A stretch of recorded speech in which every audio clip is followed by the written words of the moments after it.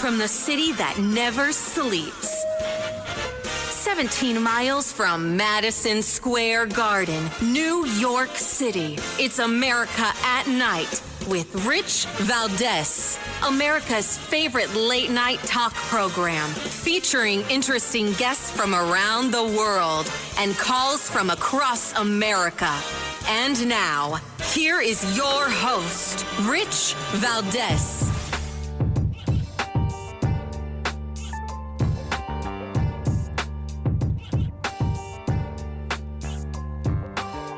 Hi there, good evening, and what's up, America? I am Rich Valdez, Valdez with an S, at Rich Valdez on all of the social media. Welcome to the Thursday night edition of the program. We're live, we're national, it's 7 minutes past the hour, and I'm looking forward to speaking with you guys on open phones across America. Here's the number, 833-482-5337, 833-4-Valdez, and big news today, like usual, right? Not huge news. I got to say, it wasn't huge news. Big news in New York about Eric Adams. I'll get to that in a moment. Then you've got the gold card, because a gold card was unveiled today, which I think is pretty cool. We have a clip of, I think, President Trump on his plane. It's kind of difficult to hear, but I think you can make it out. Check this out. For $5 million, this could be yours. That was the first of the cards. You know what that card is? Gold card. It's the gold card. The Trump card, gold card. Who's the first buyer? Me. Who's the second? I don't know, but I'm the first buyer. It'll be out in about less than 2 weeks, probably. Pretty exciting, right? Pretty exciting, right? You gotta love El Trumpito. So this is Trump again, showing the gold card. Now this is a follow-up to what he talked about and what Howard Lutnick talked about, the Secretary of Commerce, about a couple of weeks back, where they announced that they would be selling green cards, the EB-5 visa program. Instead of a green card, they made it into a gold card. And he was proudly showing off the design of the administration's new $5 million gold card to reporters on Air Force One today. I'm watching a video from C-SPAN that's in a New York Post article. And back, like I said, 3 weeks ago or so, Trump, actually it was end of February, he revealed his plans to sell these gold cards, which would have green card privileges plus. And, of course, this goes to deep-pocketed foreigners by effectively revamping the backlogged EB-5 visa program. Now, I think the big part that at least maybe this report is missing or the media is missing, what's the benefit here? Is the benefit just to sell these green cards for $5 million to people who could afford them, and that's it? Generate some revenue, put it towards the national debt? No, I don't believe it is. I think the bigger part is this is now an incentive. An incentive for what? An incentive to bring wealthy foreigners into the United States. Now you're thinking, well, they could come to the United States anyway. Yeah, as a tourist, they could do 90 days at their flat, their villa in Miami, at their penthouse in Manhattan. Maybe they have a house in the Hollywood Hills, but then they got to leave again, right? If they're not citizens, they don't have a green card. But Trump now just opened up the door for that. Now, why is that important? Well, because he just put every country on the planet on notice that, hey, by the way, if you think you're making a fortune selling things to the United States, whatever it is you sell, you make stuff and you sell it. Not everybody makes stuff, but a lot of people do. Well, guess what? You may want to put your factory inside your biggest market rather than sell it to your biggest market from overseas. Oh, but that might cost me more, or it might cost you less. Think about what you'd save in shipping. Cutting out a lot of middlemen. Think about all the inner city areas we have where people would be thrilled to have a big factory open up to get a job, paying whatever the minimum is or slightly above the minimum, whatever they decide to pay, right? Because, again, the question a caller had last night was, how do we compete? That's how you compete. You compete with China by saying, look, China's got to, try to get something from China. There is no Amazon Prime, right? It takes a month or something close to it to get stuff from China. At least whenever I've bought something that came from overseas like that, it took me, 3 weeks minimum. It takes forever. Now, They could probably get it here a lot faster if they paid more. But they're not paying more. So now this program says, well, you know what? I can actually be a green card holder for $5 million. So if I'm a wealthy whatever magnate and I make stuff, I sell stuff, I do stuff, and I can move my operations to the United States and potentially save money or even break even. But now I got a green card with my $5 million and I'm not spending on shipping anymore. Well, lo and behold, here I am. And everybody wins in the process. That guy pays no tariffs. He pays his $5 million one-time fee. Now he's here. I think it's a win-win across the board. And this is something that we are going to continue to do, is peel off the best and the brightest and the ones with the deepest pockets from all over the world. You've got to be able to do that because you want to keep the money here and the money flowing through here. And the money flows through here, but we don't always get a piece of that pie. See, oftentimes people are, Trump points this out all the time, but you really, put some pen to paper here. When you take a look at how much we're not making because we don't have a tariff system in place, it's a lot, right? This whole trade deficit, it does equal a lot. And a lot of people, I think, are looking at the wrong side of the story, right? In my opinion, the wrong side of the story here is what happens when you actually do these things. And all right, so people are freaking out for a minute. The market goes down. There's the reaction to we don't know what's happening, blah, blah, blah. Okay, all that's fine. I think it's understood. But moving forward from that, people aren't going to stay broke, right? This is not the Depression. The market's going to bounce back. You just saw how strong the market was on Monday and on Tuesday when the Newsmax stocks came out. Started at $10. An hour later, it was up by 40%. Closed the day up by 700%. The next day, up by 1,100%.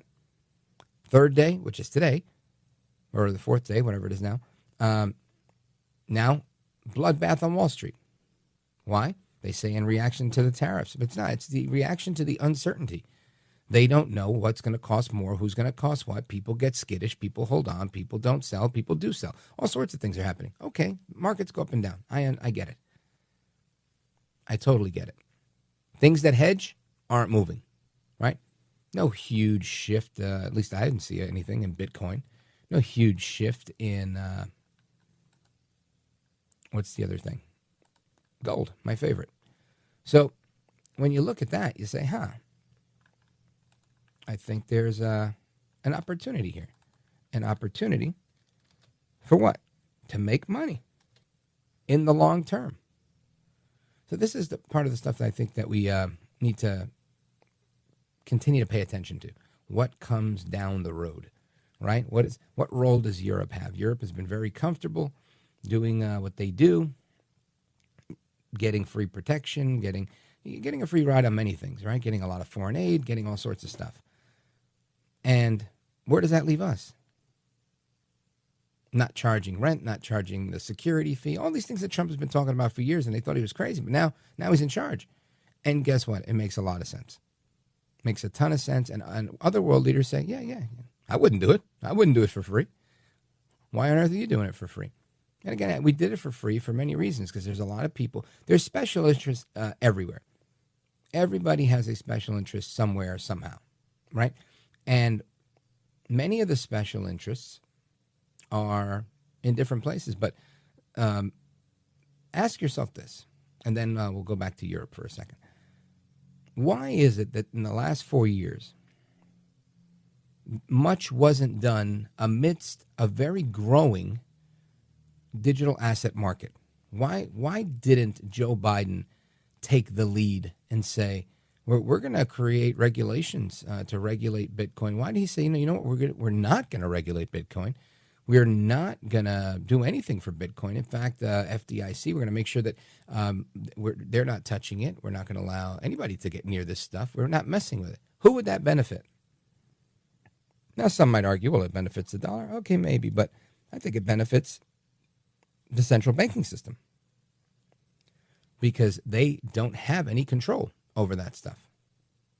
Now, I think they stand to make money if they are also in the banking business of crypto.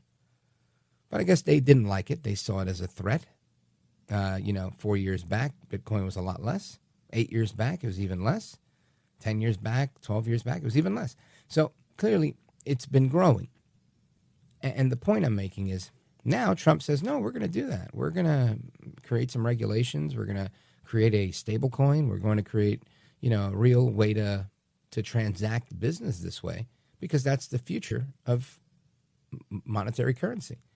But not if you were to ask the people at the World Bank, not if you were to ask people at the International Monetary Fund, not if you were to ask people at the Federal Reserve, which I think shouldn't even exist. So when you put all that together, you've got a recipe for bankers and all the central bankers to say, you know what, we don't like this crypto stuff. Don't do it. They put their pressure on their politicians, and voila. The Swiss banks remain in control, everybody else remains in control, and everybody's hunky-dory. Well, I say that's not going to continue. You're now going to have some real competition in the global currency market, whether it be crypto or other digital assets. And you tell me, what are you doing digitally today that you weren't doing digitally some years ago? I think you got your answer. That's the direction we're headed. So anyway, I want to talk to you a little bit about how Europe fits into everything, get a little update on Greenland, and a couple of more things when we return. Don't go anywhere. This is America at Night with Rich Valdez.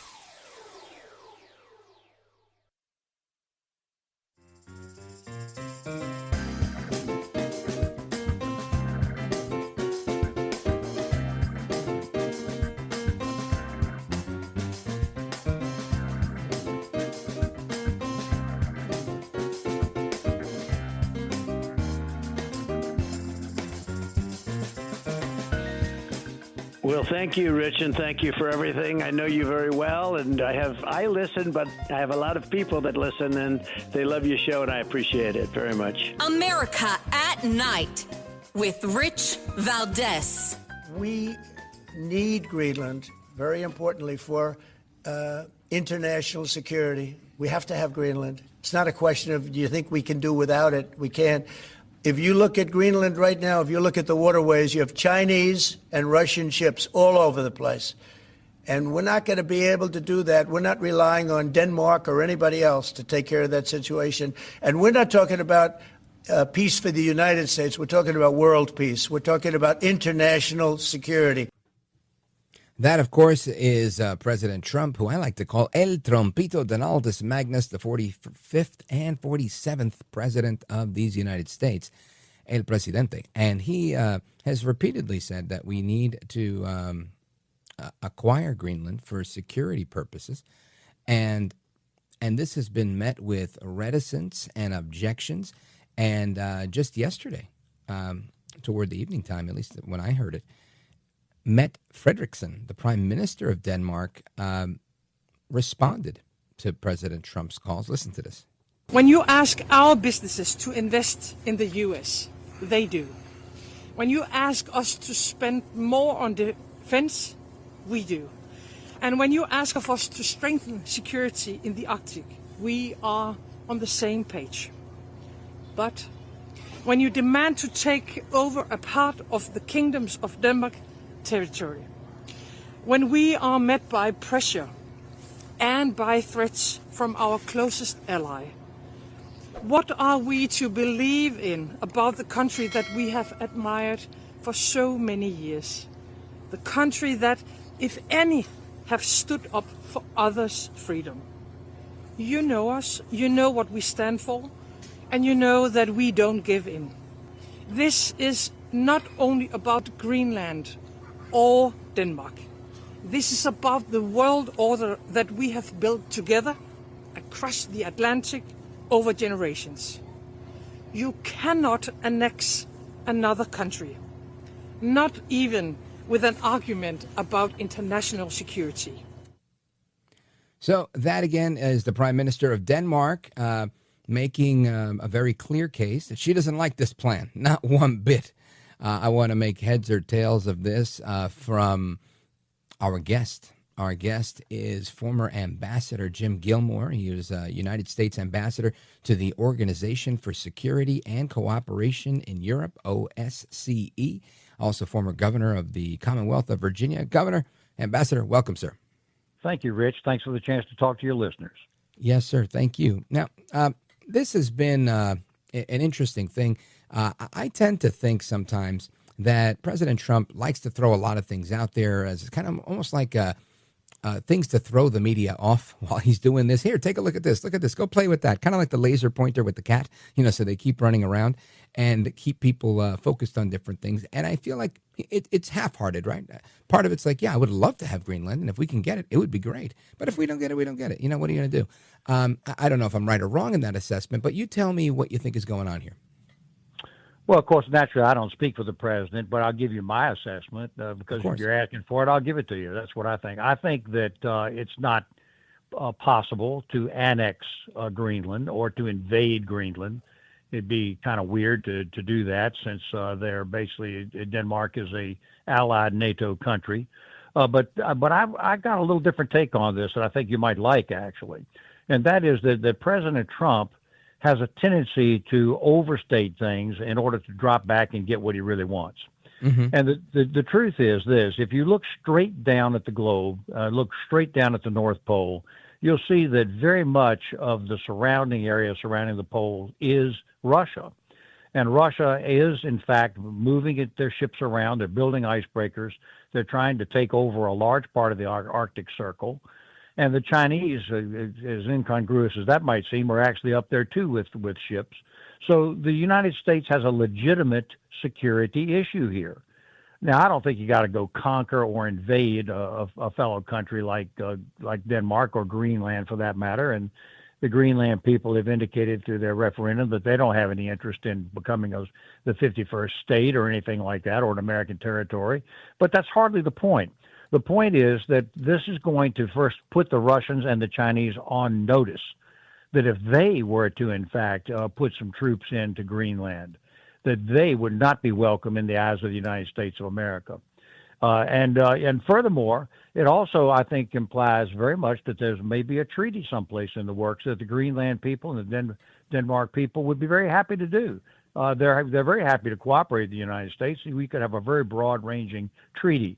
So I think that the groundwork is being laid for really productive things here, but I don't believe it's going to end up being an invasion by the United States.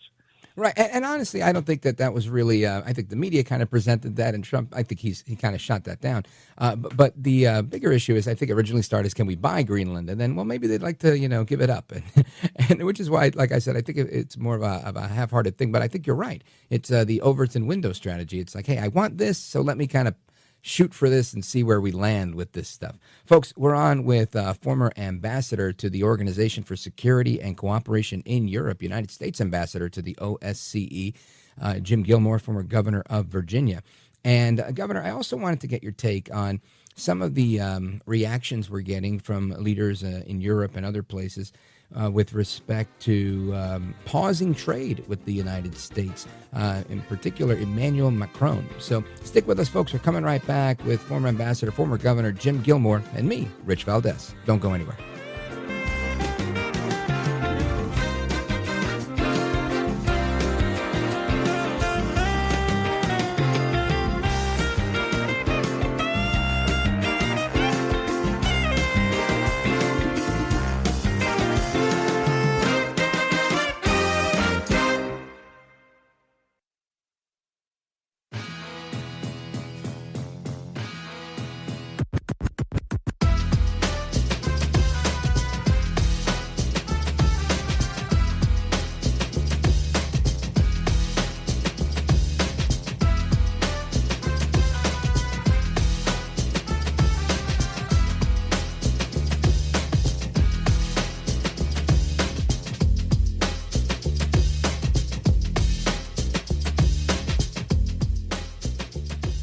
Mr. Call Screener, who is a budding radio star, by the way.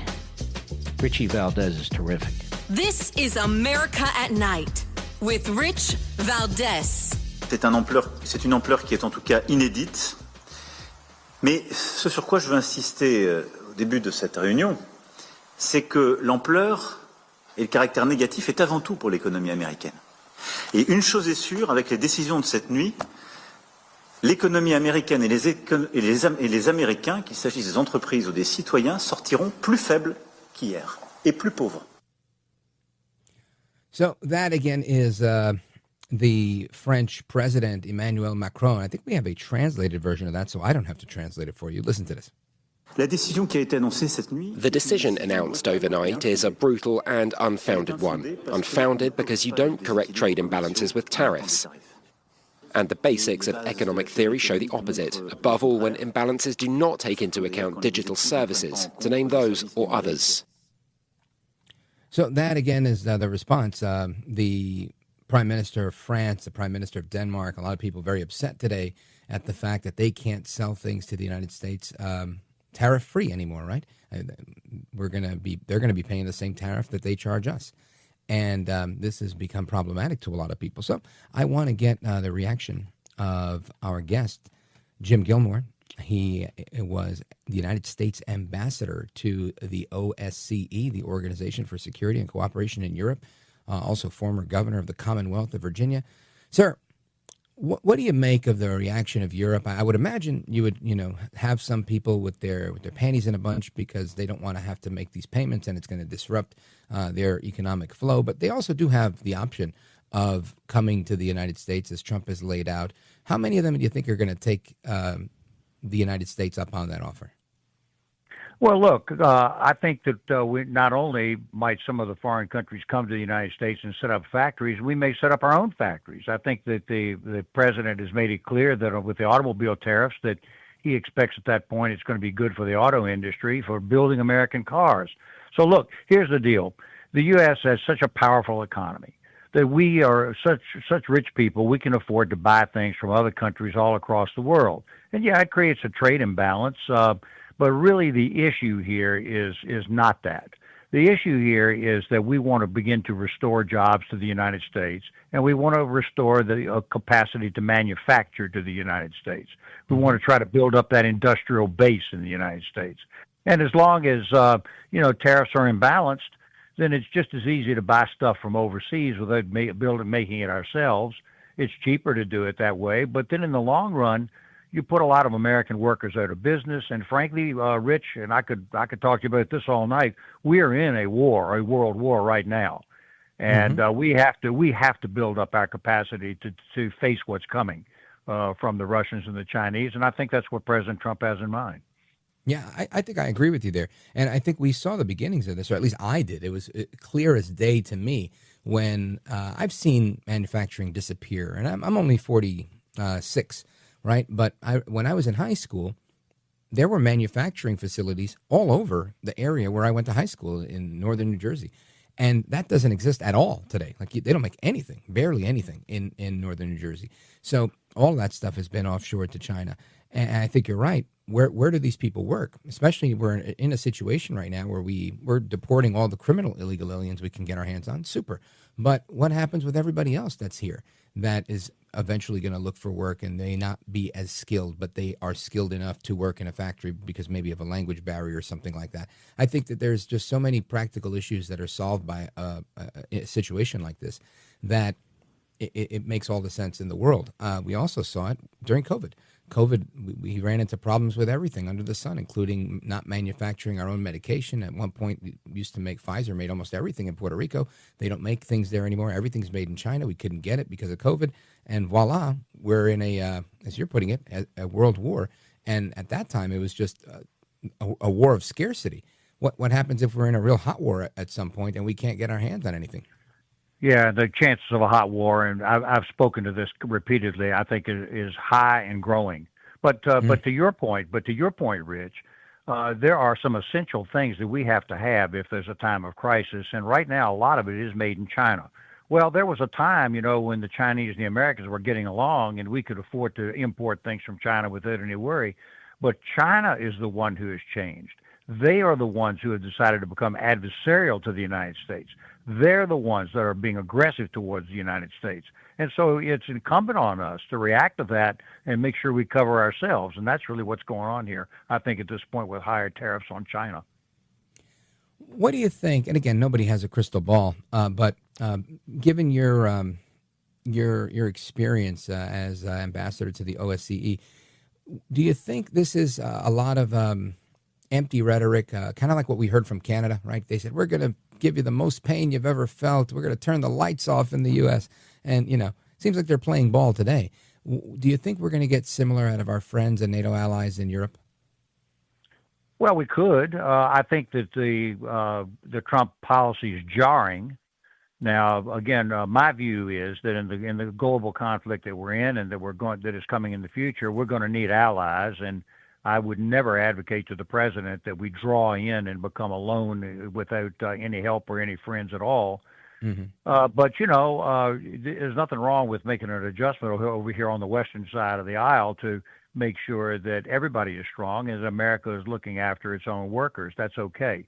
But this doesn't have to be an angry sort of thing that drives one country away from another. What I really think we need to be focusing on, as I've made clear over and over again, is the Russian threat. I just think that's a very serious matter, and it's manifesting itself in Ukraine, and that has to be addressed correctly. And I'm not sure whether we're going to do that correctly or not, but that remains to be seen. And do you think the Russian threat is more expansion by Putin, or is it more than that? I think it's expansion by Putin. I think he's made his intentions clear. Mm-hmm. I think he intends to try to reestablish the old Russian Empire. I think the result of what he's trying to achieve is creating his own sphere of influence that will really cover all of Europe. My position is crystal clear. I would counsel the president that Europe's long-term friendship and existence is essential to the safety and survival of the United States of America. And that means that we can't allow Putin to just run roughshod over the Europeans. Well, that's manifesting itself right now in Ukraine. It's Ukraine where he actually pulled the trigger. And his goal right now is the complete subjugation of Ukraine. And that's why I think that this negotiation is going to be very tough for the president to pull off, because I don't think Putin's sincere about it whatsoever. Shucks, yeah. Rich. He's sacrificed 750,000 Russians in this war. He's not going to stop. He's going to keep going to try to achieve his goal. And that will have a direct impact on the politics, safety, and security of the rest of Europe. Yeah, he's definitely ramped up the production of weapons as if, they're planning on staying in a very, very active war. So if you have, the opportunity to have the ear of the administration, what do you tell them? What's, I guess, if there is one, a magic bullet to get this thing wrapped up between Ukraine and Russia? I think there is not a magic bullet. It doesn't exist. Yeah. And the reason is because, and I want to just say it again as clearly as I can, the objectives and goals are not the same. That's why there's a war in the first place. Putin intends to conquer Ukraine, murder its leadership, subjugate its people, steal its children, and that's what they intend to do for the purpose of broadening out their control over Eastern Europe and ultimately polluting the politics of Western Europe. Though Ukraine, on the other hand, has an entirely different goal. Their goal is survival. If they give in, they're all going to die, and they know that. So it's going to be very tough for the president to bring about this thing through a negotiation. But I think that he's trying. I think he does sincerely want to stop that kind of war, because I think it at that point releases American attention from having to deal with that kind of thing. But I think it's going to be very tough to do, and I would counsel him to be steadfast in making sure that we stick with our friends and allies. Yeah, I would agree with that. And Ambassador Gilmore, if there's no end in sight, and it seems like there isn't one. I mean, hopefully there's a ceasefire coming, but I don't know that there is going to be one. What do you, I guess, make of the idea that Putin just wants the parts that he's already conquered, and he's willing to potentially walk away, which is kind of, I think, what he indicated when he had the conversation with President Trump. Do you think it's all bluff just to buy more time, or is there a chance that he's like, all right, yeah, I'll take what I can get, and we'll walk away with it, no harm, no foul, but I get to keep what I've taken? Look, I think it's all bluff. I think that his objectives are clear. Let me just mention one thing. Tucker Carlson did an interview with Putin, and I watched that interview. By the way, I disapproved of that interview. I thought Tucker Carlson was wrong to do that interview, but it didn't stop me from listening to it. And Putin was quite clear as to his delusional ideas about going back to a Peter the Great type of empire. Well, let me just assure you that the Europeans that I know are very clear about this. And they are building up and preparing to defend themselves. The Poles, the Romanians, the Baltic countries, even the Germans are increasing their defense posture right now. And the French and the British are on board to protect themselves. Now, they, of course, would like to have America cover them. But I think that President Trump has succeeded in one thing, and that is he's been talking for years about how these people have to step up and prepare to be really sincere allies in the NATO structure, and now they're doing it. Right. So I think he's achieved that through all of his efforts. Outstanding. Folks, former Ambassador Jim Gilmore, former governor, of the Commonwealth of Virginia. Mr. Ambassador, let everybody know how they can follow you and keep up to speed with everything you're working on today. Well, listen, if people want to follow me, I would ask them to go ahead and send me an email, and that would be gilmoreambassador@gmail.com. Gilmoreambassador@gmail.com. If they send me an email, I'll put them on a list, and I'll start talking to them, every day a little bit. I'm on Facebook, and I'm on LinkedIn, and we're putting things on all the time. But it's always good to be able to talk to people directly through email if I can get my hands on their emails. Outstanding. Well, Mr. Ambassador, I want to thank you for being here. I appreciate your insights and wish you Godspeed. Hope to do it again soon. Keep up the good work, Rich. You're just doing a great show for people. It's a big national help to have you doing what you're doing. Thank you, sir. Godspeed. And amigos, we come back with your thoughts, your calls, and so much more straight ahead. This is America at Night with Rich Valdez. Call now, 833-4-VALDEZ. That's 833-482-5337. 833-4-VALDEZ. That's Valdez with an S.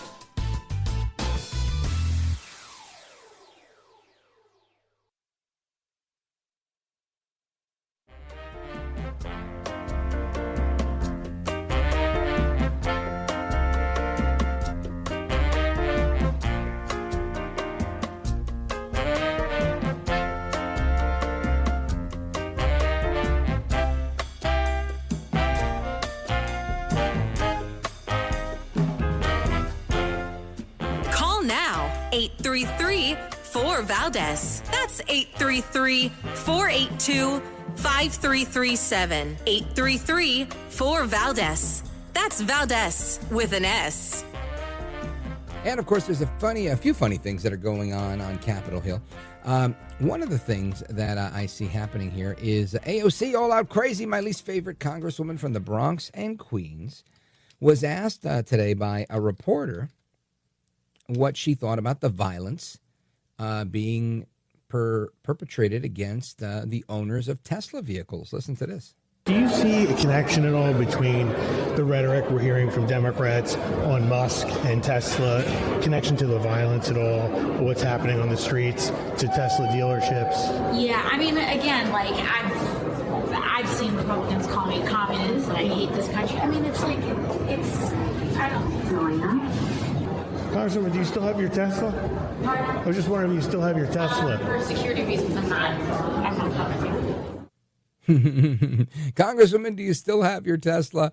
And this just opens up so many opportunities for funny stuff, right? Did you scratch it? Did you put a swastika on your own Tesla? Did you smear poop and spit on it? Did you kick it? Are you going to lock yourself up after you attack your own car? What's going on? Do you still have the car? Do you still hate Elon? What's the story, Congresswoman? We'd love to know. Are you getting all out crazy on your Tesla? Now, we know she has a Tesla because she mentioned it a while back.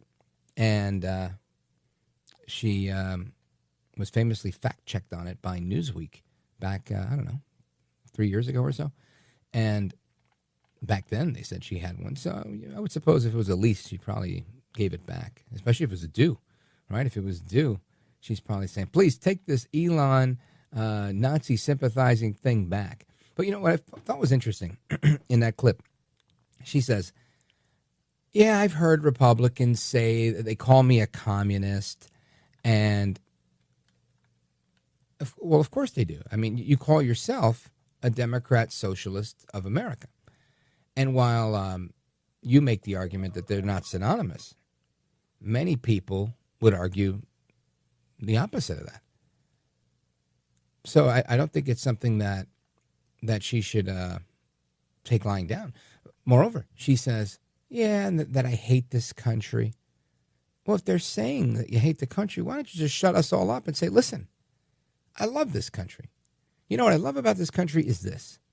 What I love about this country is that my dad, who grew up in the Bronx and whose family came from Puerto Rico, was able to make something of his life and go and make enough money to go live in very expensive Westchester, where I grew up, where I went to a very good public school.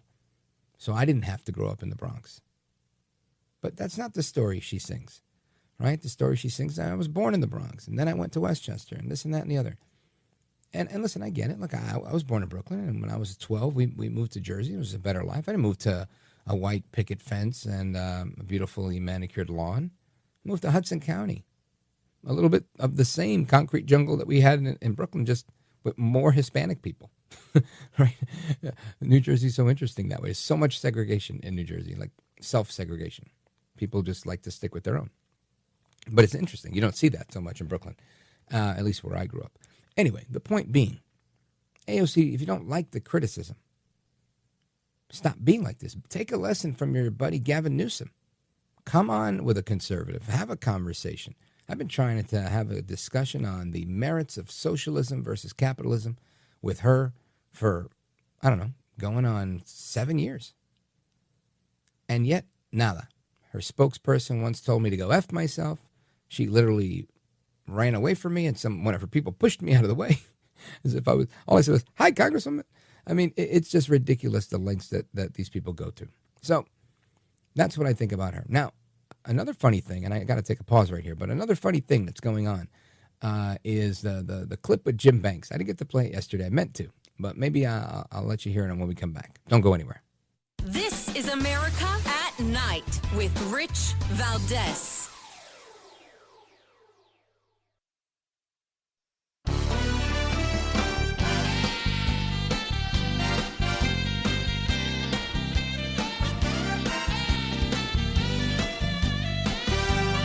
All right, amigos, we go to the phones to get your thoughts, calls, and opinions on what's going on in America at night.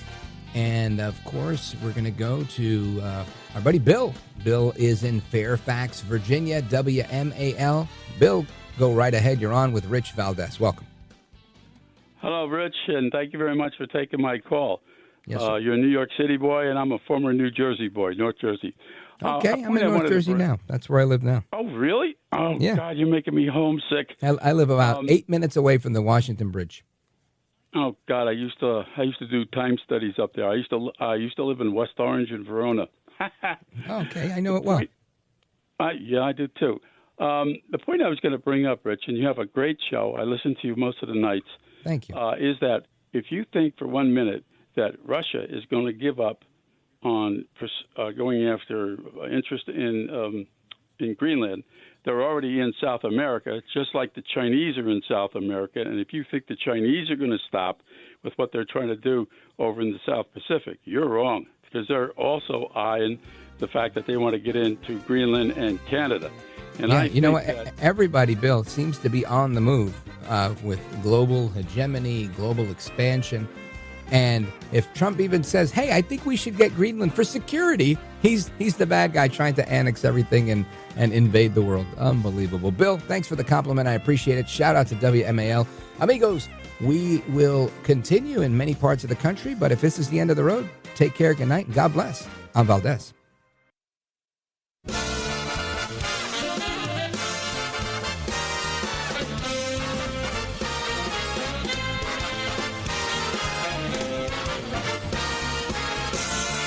Live from the city that never sleeps.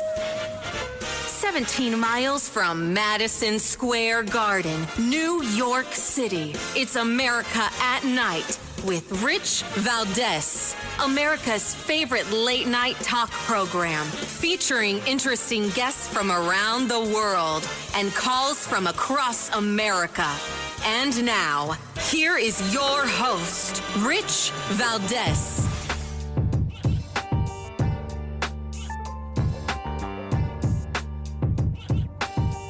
Hi there, good evening, and what's up, America? I am Rich Valdez, Valdez with an S, at Rich Valdez on all of the social media.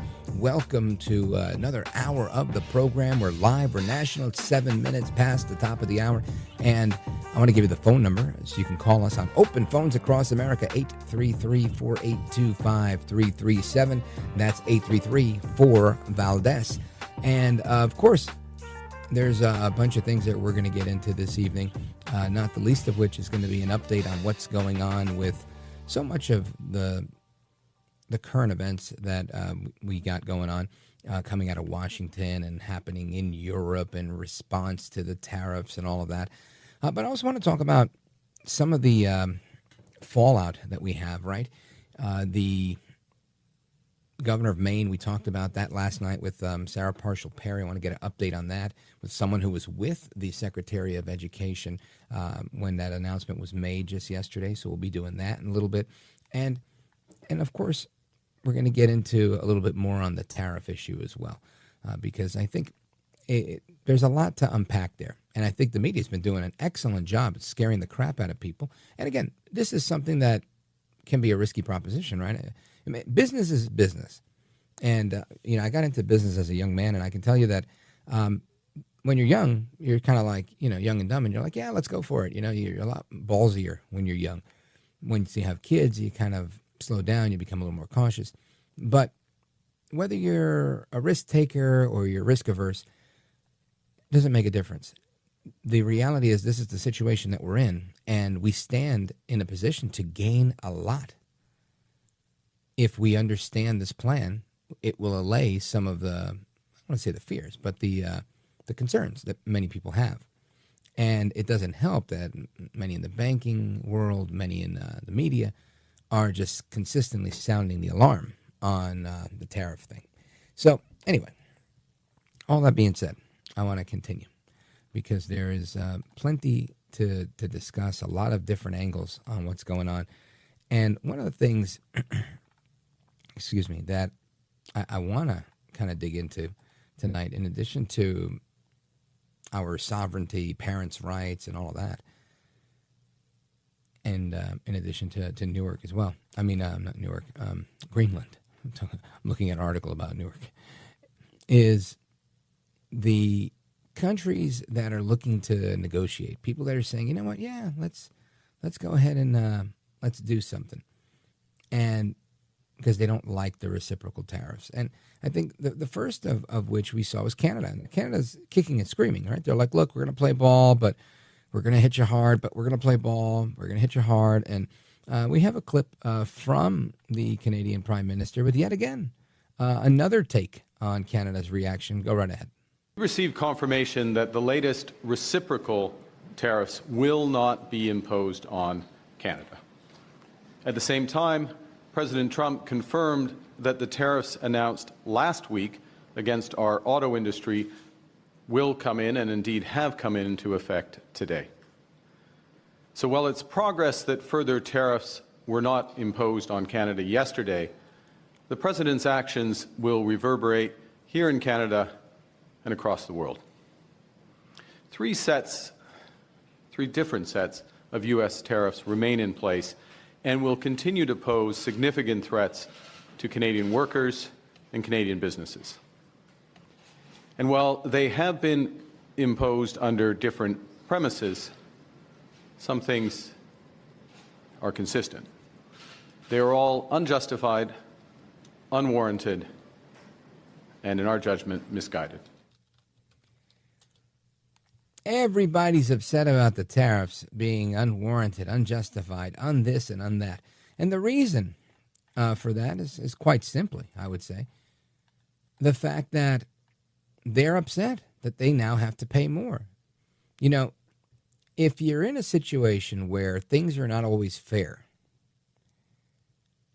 but it's always been that way, then you're used to it, right? I'm definitely one of those people, right? I'm definitely one of those people that I can say, but look, it's always been that way. I get it. That doesn't mean that I'm not going to realize that there can be change, and I might not even like the change.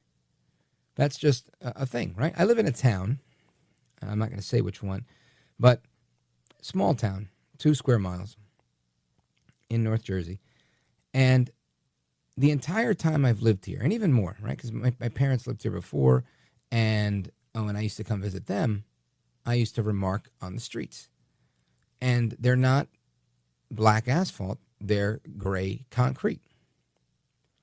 And I always thought, wow, who paves their streets or doesn't pave their streets? Who has concrete streets? And it's not something I'd seen anywhere else. Everybody in my existence, again, I'm in my 40s, I'd always seen blacktop. Well, that was 2001, right? Now it's 2025. So that's 24 years later. And the streets are still not paved. Not even with concrete. They've never fixed them. They have craters. I drive a car that's relatively smooth, really smooth SUV. Very like luxury ride, super, very nice. And I don't feel bumps anywhere except for this town I live in. This is the bumpiest town ever. And I always say to myself, I don't understand this. And for years, they got away with a lot of this stuff. They also didn't allow you to build, right? There was also some building they didn't allow. Like if you had a garage and you wanted to, add space on top of your garage, not really obstructing anybody's view or anything like that, just make it as tall as your house. You couldn't do it. If you knocked down any portion of your garage, you were not allowed to rebuild it. They would not issue a permit. It was crazy. I later found out that it was the mayor who was mayor for some 40 years, was really anti-development because there was a group of people trying to move into town and buy up a lot of property here that were, and they were looking to pay whatever they could, if they could get a piece, they would take it. They just really wanted to be in this town because there was a big community of people that wanted to, live all together, families, friends, cousins, people of the same ethnicity, that type of thing. And to prevent expansion of outsiders, they didn't allow development. It was that simple. So it created a real isolationist perspective, right? It was kind of like only what they call townies, right? People that lived here for 2 or 3 generations were kind of like in, and they were like, yeah, you grow up, you meet somebody from town, you marry somebody you went to high school with, you buy a house in town, close to your parents, and, your kids do the same thing. And not everybody follows that tradition. Of course, then there's people like us that, left Brooklyn and end up moving, not directly here, but eventually to this little Bergen County town. And I bring all that up to say, many people around here are like, they're fine. They're like, well, it's always been like that. And they don't care if they have to replace their shocks every 3.5 years instead of every 5, 6, 7, 10. I don't know. Ask yourself, when was the last time you had to redo your shocks? Most people, I think, go through like a whole lifetime of 10, 12 years with a car before they have to do their shocks. Around here, not the case. There's constantly doing something. Your whole car rattles. So, point is, why don't I move? That's a whole different story. I'll have to do that on the podcast one day. The point I'm making here is people become very accustomed to what they have. And they're just like, yeah, even if it's wrong, it's like, whatever, it's okay. Until somebody like Trump comes around and says, it's not okay. It's not okay. People are paying good money for tax here. People's cars shouldn't break. They shouldn't have to be replacing their shocks, and their cars shouldn't rattle like it's, an old hunk of junk because you choose not to pave the streets. Well, I think that's what we're seeing here. Trump is saying, look, we provide security to these nations. We do this. You guys are selling us this at this much of a tariff. We do nothing. We charge you nothing, or we charge you 5%, 10%. So that's it. We're going all in. Reciprocal tariffs. And when President Macron says the way to fix the trade imbalance is not to impose a tariff, I mean, perhaps that's not the way he would do it. But it certainly seems to me that it's definitely one way. Because you're definitely going to slow things down, right? If you don't want to do business here, don't do it. It's that simple. I get it. I realize that things are going to get worse before they get better. But this is literally what I signed up for. When we say America first, it's got to be America first, not America last. Not America first, but we're going to do Europe, this one, that one, and the other one, and they can take advantage of us.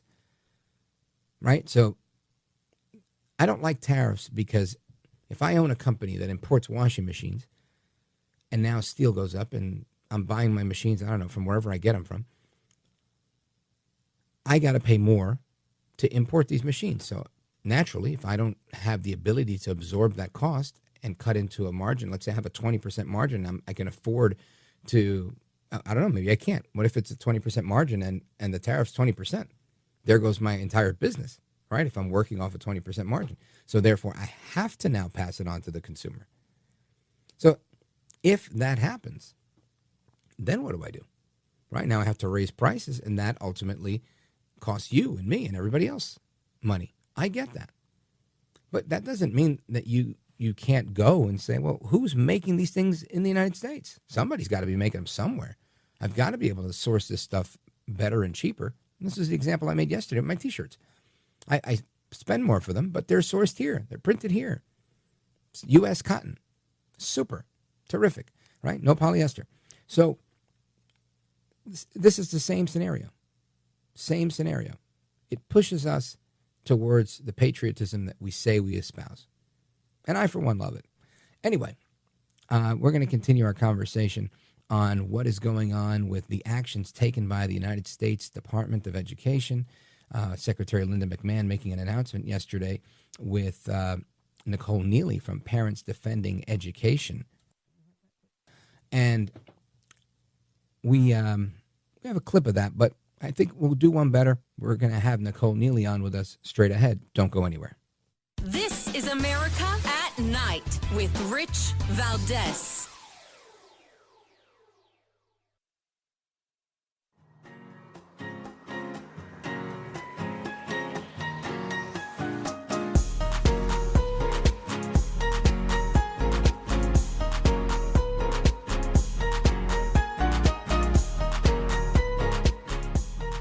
There is more news in your commentary, in your analysis, than there is on the news network. America at Night with Rich Valdez.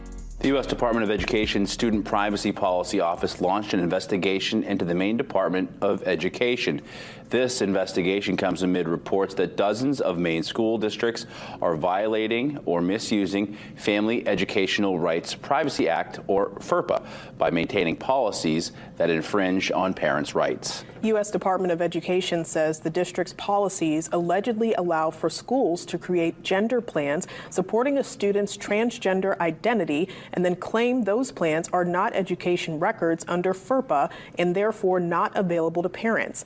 Secretary of Education Linda McMahon says parents and guardians have the right to access their child's education records to guide and safeguard their child's mental, emotional, and physical well-being. So that's a report from WABI. And this is, and they're out of Bangor, Maine, by the way. This is what's going on. And Parents Defending Education has been at the forefront of this. They've really taken a lead on this because this is what they do, right? Their name kind of says it all. And the president and founder of Parents Defending Education was with Secretary McMahon yesterday when she made the announcement. And we played that announcement yesterday. It was a few days back, but we played it yesterday. And I think it's important that we have people out there that are organizing. We have people out there that are taking the lead on this and bringing in the big legal guns like Sarah Parshall Perry and others that know what's going on and know exactly what to do. And Nicole Neily is the president and founder of Parents Defending Education, and she's with us now. Nicole, welcome. Thank you for having me. You bet. So tell us about your partnership with the DOE or your meeting with the secretary, how that came about, and bring us up to speed on where you're at. Sure. So my organization actually has been tracking what we call parental exclusion policies since early 2023. And so these are districts around the country that have affirmatively passed policies that say you as a parent do not have the right to know your child's gender identity at school. And in the state of Maine, my coworker actually had sent public records requests to districts around the state, and we identified 57 districts and counting. We're still waiting on responses from a few, that have these policies on the books, which is just simply mind-boggling. I mean, you think about all the things that you worry about when you send your kid to school, all the times that you have to sign a permission slip to. They can have sunscreen, they can have an aspirin. I mean, parents have to be read in on absolutely everything. They can't go on a field trip without your permission. Yet this is a really important part of a child's life and identity. That administrators are just making these unilateral decisions saying, you know what, we know better than you do about your kid. And they're also assuming, often based on religion or politics or something like that, that a parent might be unsafe, unloving, unsupportive of their child. And then they are, frighteningly telling kids, let's keep secrets from mom and dad. And you think about the kind of long-term effects that will have, both in the parent-child relationship as well as, this is not just an LGBT issue. This is an everybody issue. We look at this epidemic of, children getting into relationships with teachers or other unsavory adults when they're minors. And so the idea of keeping a secret from mom and dad, I mean, we tell our children from very, very young ages, if somebody makes you feel unsafe, you let me know. And the fact that this is being done to our children with our tax dollars behind our back is such a slap in the face. It's really mind-boggling. Nicole Neily, I've had people on this program that have commented, like psychologists and otherwise activists, that have mentioned to me that exactly what you're talking about, that teaching a kid that it's okay to lie to mom or dad or to keep a secret from mom or dad is like the first step in grooming a child for pedophilia. Yeah, it's appalling that this kind of thing is taking place from coast to coast. And I mean, let's take a step back and think about the rationale. If a school official believes that a child is in an unsafe environment for any reason, they are mandatory reporters. They must report that to Child Protective Services, to the state. And as onerous as, and I'm sure we have all heard horror stories about the Child Protective Services process, there at least is due process built into that, where they'll call you in, you have evidence, you get to talk about, just because I don't let my kid play on their iPad until midnight doesn't make me a bad parent. It means that I have boundaries, that, we're trying to set an example, et cetera. But for those kinds of decisions to be made just unilaterally is really, it's kind of crazy, and the fact that this is only coming up in the context of gender really, to me, shows that many of these officials that are trying to push these policies aren't doing it because they love the child. It's because they're trying to achieve a political end, using our children as human shields in the process. Nicole Neily is the president and founder of Parents Defending Education. You can get her online on X at Nikki Neily. And I want to continue to kind of delve into the nuts and bolts of this FERPA accusation, because I think a lot of people don't even know what FERPA is, and this is it's very alarming that it's continuing to happen. Some states, like in California, they tried to pass a law, they might have even passed it, where they kind of codified the idea that guidance counselors can make this determination and even take the kids away from a parent. I'm not sure if that ended up going through, but it was a horrible idea when it was proposed. So, folks, keep it locked right here. We're going to return with Nicole Neily, president and founder of Parents Defending Education, and me, Rich Valdez. Don't go anywhere.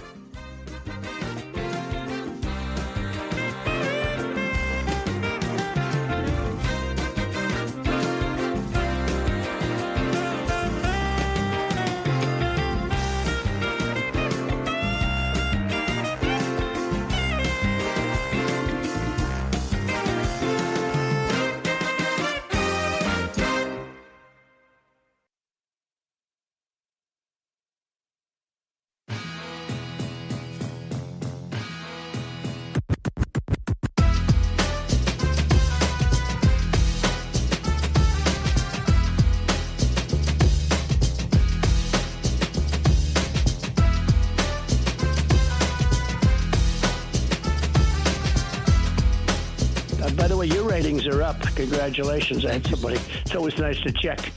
I like to see, even if they're friends, I like to see how are they doing. Are people listening, right?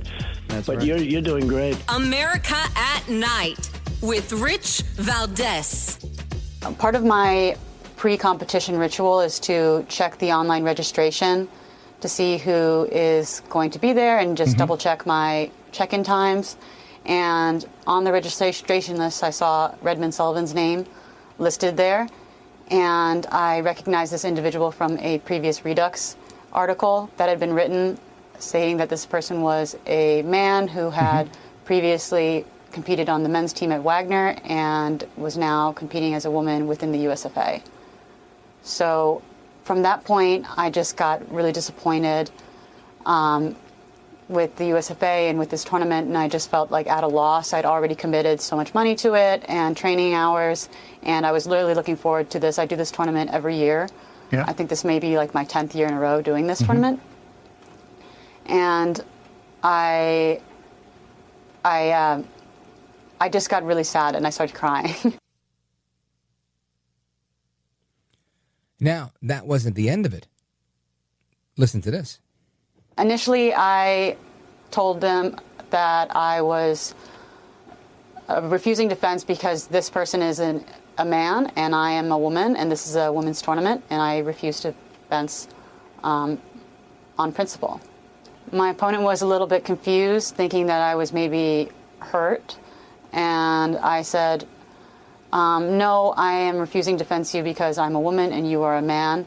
I have much love and respect for you, but I will not compete against you. His response was, okay, but there's a member of the board of directors here, and he supports me, and there's a policy that says that I'm a woman and I'm allowed to compete in the women's tournament, and if you do this, you're going to get blackcarded. And I said, I know. So not only are they making her fight a guy, but if she doesn't, she'll get blacklisted. I mean, this is crazy talk where I come from, but Nicole Neily, I think this is par for the course in today's world. What say you? This is absolutely par for the course. I mean, women have been fighting for years at this point against the Biden administration's overreach, previously the Obama administration's overreach. But we're being gaslit. I mean, when you have girls saying, I fear for my safety, I fear for my privacy, I have spent thousands of hours, as she's alluded to, trying to earn a place on a podium, a scholarship, et cetera, and then be told, no, you're the bigot, you're the hateful one. It's kind of crazy. And I think that's why so many women and so many parents are so thrilled that President Trump has taken such a strong stance to say absolutely not. And I think one of the really important things in his executive order addressing the men's and women's sports issues is he said not only does this affect universities and schools and districts, but also the athletic associations. And then you think down the line, we're hosting the Olympics in 2028. And he said, people will not be given visas who are men that try to compete in women's sports. And so we have seen, even in districts like I live in Northern Virginia, where they have said, no, we're going to continue to allow this.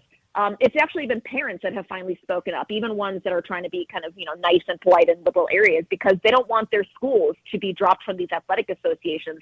They still want their kids to be able to compete in state, et cetera. And so I think we're going to start to see changes. Sadly, the fencing association seems to be a straggler in this respect, but I do think eventually there will be compliance with federal law. Yep, I totally agree with you. Something has to be done, because you can't allow this type of thing to happen, right? To start blacklisting athletes who don't want to, get into potentially dangerous situations. I've seen some of these volleyball athletes and others that have competed against men, and it can be brutal sometimes. Absolutely. I mean, you think about even lacrosse, which is very popular in Virginia. Male lacrosse players throw a ball an average of 85 to 95 miles an hour. They have chest protectors. They wear helmets for that reason. Female lacrosse players throw a ball an average of 45 to 65 miles an hour. They don't have that kind of protection in place. And so you put a male athlete into a game like that against a bunch of females who are not protected, you could kill someone. I mean, there are very serious, as you said, safety concerns here. And then to turn around and tell these girls, well, you're a bad person. I'm from a town in outside of the Chicago suburbs where junior high made a bunch of girls change in front of a biological male. They frog marched these girls back in and said, you must change for gym class in front of this boy. It is crazy what is happening in 2025. And the fact that we have to stand up and say, over my dead body, will you do this to my daughter, is mind-boggling. Nicole Neily, I want to thank you for being on top of these issues and being front and center for the fight for parents, right? Fighting with parents, for parents at PDE. Please let everybody know how they can support the work you're doing at Parents Defending Education and how they can keep up to speed with the work that you do. Yeah, absolutely. Our website is defendinged.org. We have a map where we put incidents that we hear about like this on so people can track and see what's happening in their own backyard. They can also submit tips to us. We have a tip line where they can check if they want to be anonymous. And so we'll go on TV, we'll be on radio, we'll out the bad guys. But it is very much a situation where sunshine is the best disinfectant, because if people know that this is happening in their backyard, in their state, it gives them a reason to get off the sidelines, and it gives policymakers a reason to get engaged. So, follow us on social media, X, Facebook, Instagram, all the things, because there's a lot to do. Outstanding. Folks, give her a follow, check her out, support the work that they're doing. They're out there on the front lines. Nicole Neily, you are a gentlewoman, a scholar, and a patriot, and I thank you for being with us tonight. Thank you so much. Thanks for having me. My pleasure. And amigos, we come back with your calls and more straight ahead. This is America at Night with Rich Valdez. Call now, 833-4-VALDEZ. That's 833-482-5337. 833-4-VALDEZ. That's Valdez with an S.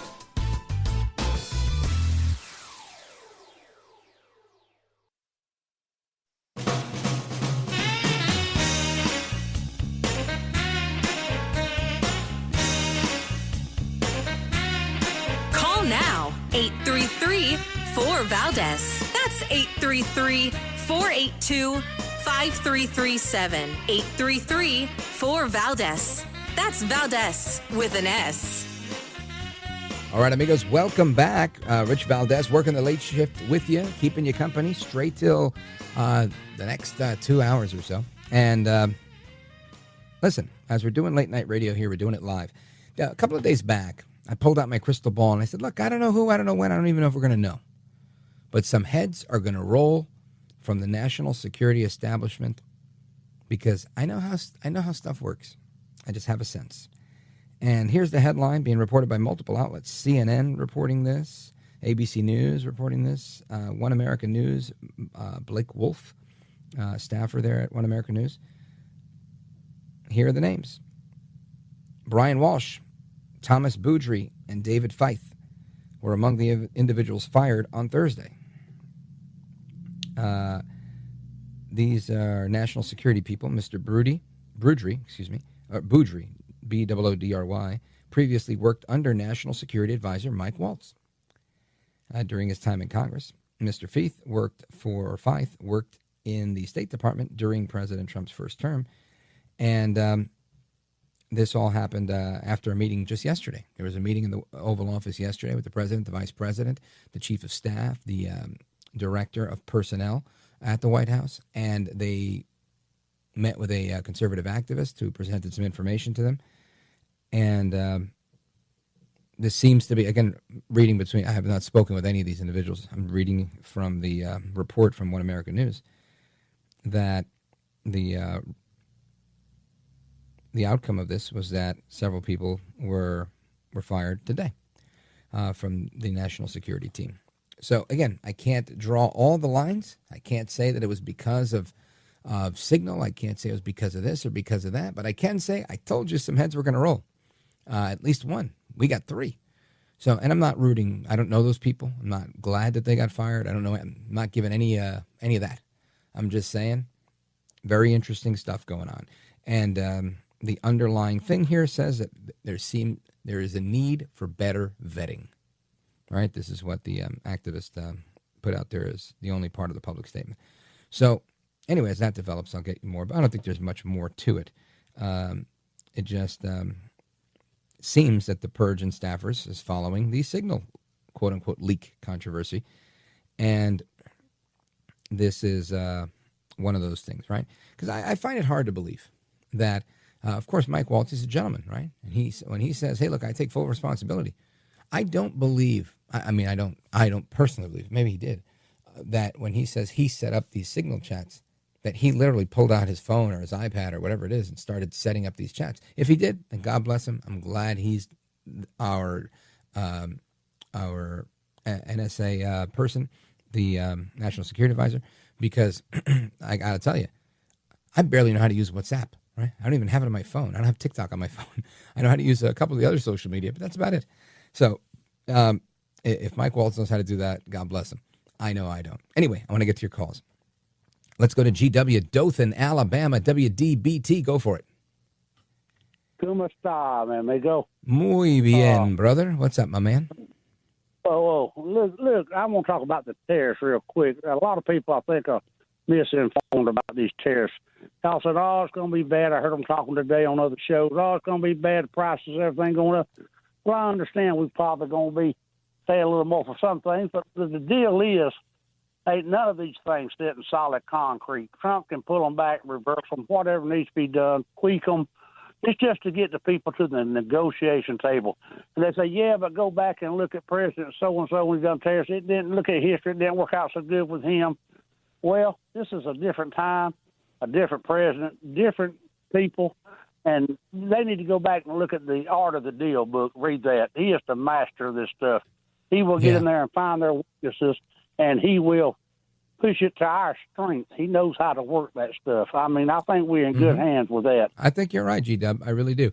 I think that this is ultimately, it's all about making a deal. It's not about raising the cost permanently of anything. People must remember, for every cost that we see raised on our end, that is costing someone else more money, right? I hate to sound like Kamala Harris right there for a second, but these are imported items. People are going to buy less of them. They're going to feel it. That's a squeeze play. When you put the squeeze play on somebody, they're going to react because they want to do more business. It's that simple. Unless it's wine, right? Now, if it's wine and you're like buying Bordeaux and you like Bordeaux wine or some French wine or whatever it is, the Cabernet Sauvignon, whatever. Guess what? You could try to grow that in Napa, but then it's American wine. It's California, right? It's a California cab. It's not or like what I like. I like the Malbec. It has to be grown in Chile or Argentina. That's it. It's the only two places you can get it. So if we don't have a deal there and they can't grow that in the United States, it's over, right? So if wine goes from $30 a bottle or $80 a bottle to $100 or whatever, what am I going to do? Stop drinking wine? Maybe drink less? I'm not gonna buy an American competitor. I've tried the American wines. They don't match. It's nothing like that Argentinian grape. So certain things, you're going to have to bite the bullet if you want to have that product. If not, then yes, you adjust to a California cab. What are you going to do? GW, thank you for your call, my brother. Let's go to John, Lanham, Maryland, WMAL. Go right ahead. Yeah, I was just saying to you, call takers, that it's like a heavyset girl I used to work with. She used to go on these 2-day diets. And, then she would eat salad and walk and for 2 days, and then she'd go right back to her massive eating habits. And it's the same way look how long this has been going on.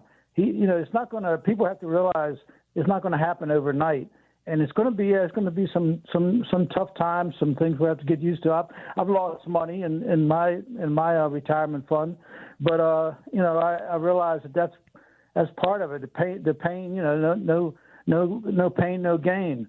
So, right. I just think I would like for the talk show host to talk more about getting this tax cuts passed through, like put pressure on your representatives or wherever you're at. Tell them, we need these tax cuts to go along with it, because otherwise I don't know how well it's going to work. Oh, I'm with you. We definitely have to see that. And I think in situations like this, the people that are leaning towards not voting for this stuff, I hope the people in their districts call them, because, Adam Schiff was elected by the people.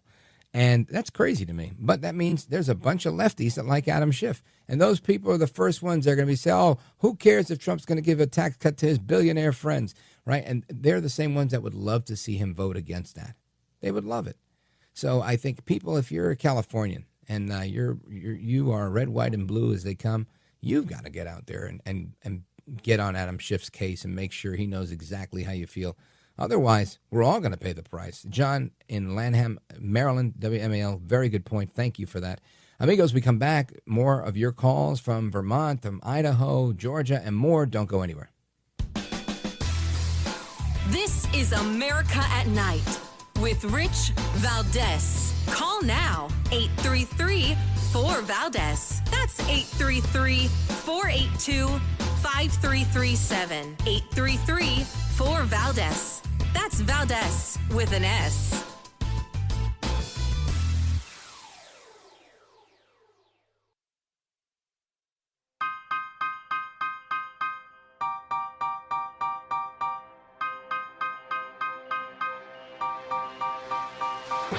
Well, Mr. Valdez, you have one of the greatest shows that radio's ever had. America at Night with Rich Valdez.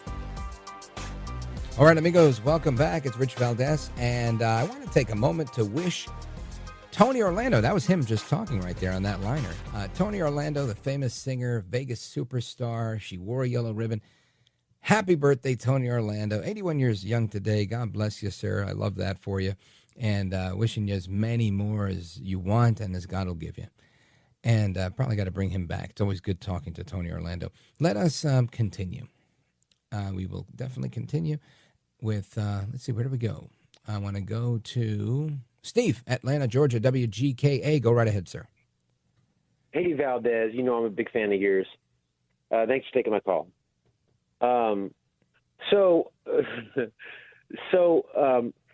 What gets me is these European leaders and the Canadians, and they don't even bother to read the book that was written by the man, and the guy took a little bit of my thunder. The Art of the Deal that President Trump wrote, and it tells them right there that he's going to make the most absurd offer in the world to you, and then he's going to make you work for every $10 down you want to go. I've been in sales since I was 18. I'm 53 now. I've owned 6 businesses. It's just what you do. It's one of the things when you're holding the cards. In this case, we are holding the cards because we have 200 million people who are middle class buying a bunch of crap from all over the world. Yeah, no, you're right. And when we have that type of buying power, we get to call the shots. It's a buyer's market, right? And we're the buyer in this case. So makes a lot of sense. Steve, excellent point. Thank you. Shout out to everybody in the ATL, WGKA. Let's see. Where do we go now? We go to Tony, Montreal, Canada, WVMT. Tony, go for it, my man. How you doing? Can you hear me? Yeah, of course. Okay, great. Listen, I guess I'm flummoxed. I listen to Maine, where I spent almost 4.5 years of my life back in the 70s, 78 to 82 at Colby College. I said that once before. We lived in a traditional society in the United States. We believed in the Constitution. We believed in the country. We just came out of Vietnam. We just got through, the Nixon-Watergate issue and a lot of doubt. And then we started to pick things up, and then we said, okay, can we create some type of forward movement? And it's like today we're going in reverse with this DEI, sustainability, green scam, taxation nonsense.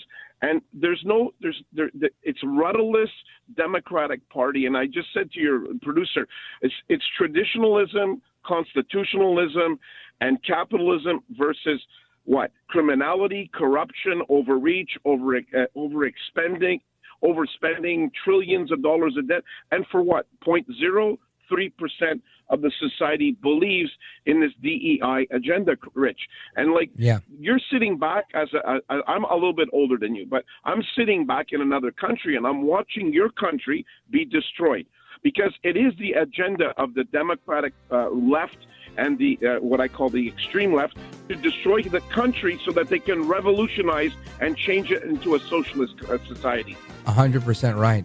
And this has been the communist mantra for so long. And I don't think all Democrats are communists, but every communist ever met was definitely a Democrat. Tony, thanks for your call, my man. Amigos, we continue with more straight ahead. Keep it locked right here. I'm Rich Valdez.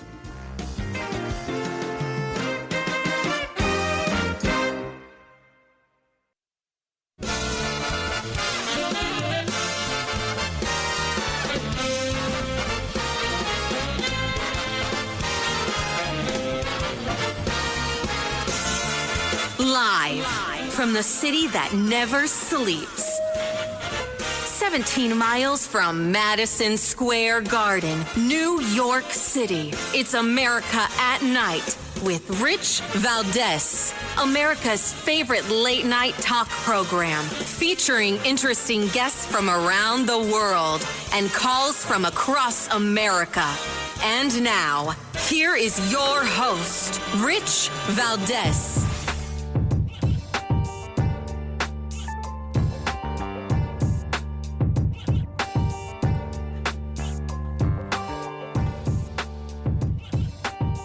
Hi there, good evening, and what's up, America? I am Rich Valdez, Valdez with an S, at Rich Valdez on all of the social media. Welcome to another hour of our conversation with you all, the American people. Phone number, 833-482-5337, 8334-VALDEZ. We're still making talk radio great again, live late night radio, syndicated radio, so you get to hear us in more than one place. We're making it great again. Why? Because you guys get to call in. You get to contribute your thoughts. I'm not afraid to take calls. I don't like to hog up all the time for myself. I really do like to hear from you and your thoughts. Sometimes I could be abrupt, especially if you don't get to the point. You got to respect the airwaves and the clock, right? My predecessor, the late, great Jim Bohannon, once said, or often said, that the clock is a cruel taskmaster. And that's so true. He also said the clock is a cruel mistress. And that's also true, right? Because that clock keeps ticking, whether you're going, well, you know, and you know what else I thought, and you don't make your point, then, you know, that kind of thing happens. But anyway, I want to get into a bunch of things. There was a few things I wanted to play for you that I left off. Last hour, I told you about this developing story that CNN, ABC News, One American News are reporting that after a meeting with a conservative activist named Laura Loomer, President Trump took action to fire several members of the National Security Council, staffers, aides. And as you know, because you listen to the show, you're glued to the dial, you don't go anywhere. I said that this would happen, right? I said some heads are going to roll because of this. It may not be today, it may not be soon. We may not even know, but they're going to roll. And we don't know if it's because of that, but seemingly one would think it is. I think President Trump has alluded in several interviews that, you know, what I thought. I doubt Mike Waltz physically created these groups himself and added this journalist to the chat. So that only leaves room for someone when he says, hey, do me a favor, set up a chat with this one, this one, this one, and this one, right? That's what assistants do. And lo and behold, somebody dropped the ball or somebody wasn't vetted well enough and wanted to bring this person in, whatever the case is. They wanted to give the administration a black eye, which seems pretty appropriate for Washington politics, in my opinion. And just as appropriate is for a swift firing, right? Because that's how politics works. You get fired. You know, people can get locked up, they get locked up. But let me ask you, remember that time they locked up a politician for being corrupt? Yeah, very few times, right? And the biggest cases you can think of, they were railroaded. Even the ones we may not like Eric Adams, right? He was being railroaded. And Trump told us that. Then you have Rod Blagojevich. He got railroaded. I mean, so the few cases that I can think of off the top of my head, Scooter Libby, right? Trump pardoned him. These people were all railroaded. So where are these cases of politicians that get held accountable and go to jail? Well, I would say they're few and far between. I can't even think of one. I'm sure there's a couple out there, and some of you have better memories than me.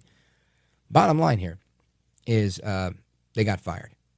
And if they had something to do with that, that's what happens, right? And I'm not here to call for their downfall. I don't even know these people. I read their names in the last hour. I'm not going to do that again. But you could find out more about that on One American News or wherever you want to get your news. But I bring that up to say there's always a pendulum shift, right? What goes up comes down. Cause and effect. And I knew it would happen, and it happened. And we can move on now. That's the end of the Signal fiasco, I'm pretty sure. I doubt we're going to continue to hear too much about that. Now, I just mentioned Mayor Eric Adams. He's the mayor of the city of New York. And today, he has acquiesced to Essential Andy Cuomo, host of the Essential Andy Cuomo podcast. He was former governor of New York, and now he wants to run for mayor of New York City. And he's all but claimed, I mean, they're not even going for a primary. Adams is saying, look, I know he's going to beat me in a primary, so I'm just going to run as an independent. Listen to this. More than 25,000 New Yorkers signed my Democratic primary petition, but the dismissal of the bogus case against me dragged on too long, making it impossible to mount a primary campaign while these false accusations were held over me. But I'm not a quitter. I'm a New Yorker. And that is why today, although I am still a Democrat, I am announcing that I will forego the Democratic primary for mayor and appeal directly to all New Yorkers as an independent candidate and the general election. All right, there you go. Adams has acquiesced to Essential Andy. What does that tell you? That even he thinks he's going to win the Democrat primary. So you know what that tells me? If you have a friend, uncle, aunt, cousin, you met somebody once on the subway in New York City, you get in touch with them and you tell them to make sure they vote for Curtis Sliwa. Curtis Sliwa has an opportunity, a golden opportunity here. Because these guys in the general election in November are going to be going at it against each other. One Democrat versus the other. One's going to run as an independent. The other one's running as a Democrat. And while they're shooting each other in the circular firing squad, Curtis Sliwa can slide right into Gracie Mansion with as much help as we can give him. And we could begin to see a change. We could begin to see a change in New York City. Now, where we don't see a change, with Congress people like Yasmin Croquet. Yep, that's my new nickname for her. Jasmine Crockett from Texas, the congresswoman from Texas. And she's a pretty lady, I believe. Even with her fake eyelashes and all, she's still a pretty lady. And I think she's about my age, by the way. And she had something interesting to say today. I don't think this is what she meant to say. I really don't. I think she was trying to make a point about people being underrepresented and whatnot, but it sounded like she was making the case for DEI. Listen to this. When I first became a public defender, I had no criminal defense experience. And I walked in and I told my boss, Charlie, I said, listen, you should hire me. He said, why? I said, because I'm black. Charlie looked at me like I was crazy. Charlie looked at her like, I look at her like she's crazy too. Anyway, I think Jasmine Crockett, again, making the statement here, you should hire me because I'm black, somehow lending credence to an argument that she may be making that somehow because she's black, she understands the black community better. Arguably so. I would say I could probably tell you a few things about Puerto Rican culture and about Puerto Rican cuisine or even, hanging out in Puerto Rico. But that may qualify me better for a job as a tour guide or something to that effect. So maybe it did help. But in a climate like the one we have, where you are making the case constantly that we're the bad guys because we don't want DEI, and then you come out and say, you should hire me because I'm black, I don't think it is helping your cause, right? That reverse racism is the way to go. So, Congresswoman, just take note of that. And there was a clip from yesterday or the day before. You may have heard it, but it was just so funny. You've got the congressman on the elevator. Let me see if I can pull this one up. This is a good one. And the one of the staffers who was fired by HHS is told by Senator Jim Banks from Indiana, you deserve it. And he says, why do I deserve it? And the punchline is just hysterical. Listen to this. Why did I deserve it? Because you seem like a clown. Okay, sir, you shouldn't have said that.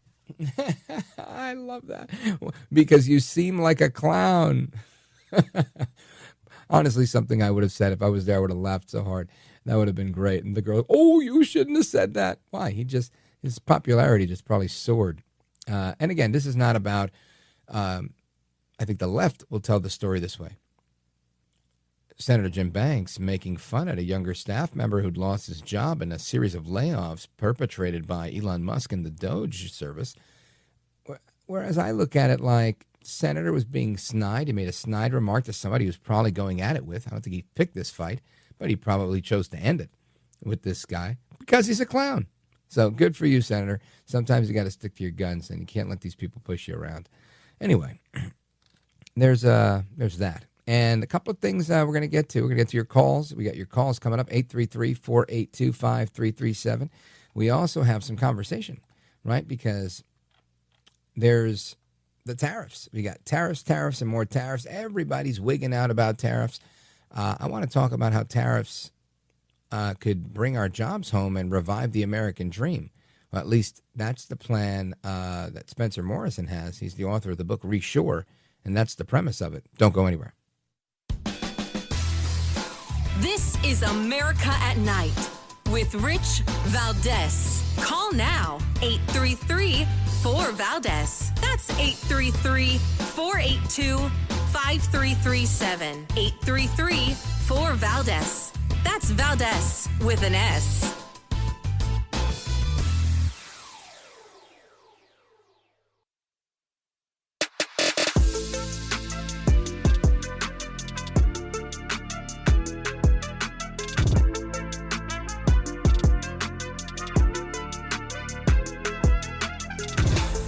Call now, 833-4-VALDEZ. That's 833-482-5337. 833-4-VALDEZ. That's Valdez with an S.